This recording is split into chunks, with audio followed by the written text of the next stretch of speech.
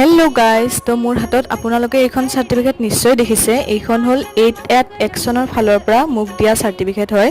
মই আছোঁ আমাৰ কাষৰ হাইস্কুলখনত, আৰু এইখন চাৰ্টিফিকেট মোক কিয় দিছে মই সকলোখিনি কৈ আছোঁ আপোনালোকক। তো এই দুজন হ'ল আমাৰ হাইস্কুলৰে ছাৰ, আৰু এইগৰাকী হ'ল নিজৰা বাইদেউ। তো তেখেতেও আজি এই 2 বছৰ ধৰি NGOটোত জড়িত হৈ আছিল, আৰু আজিৰ মিটিঙত তেওঁ বুজালে যে NGOটোৰ ফালৰ পৰা তেওঁ কিদৰে প্ৰতিখন বিদ্যালয়তে ক্লাছবোৰ কৰি আহিছে। আৰু যিহেতু ময়ো এই NGOটোত জড়িত হৈ আছিলোঁ, সেইকাৰণে 8 একশ্যনৰ ফালৰ পৰা মোকো এখন চাৰ্টিফিকেট দিলে।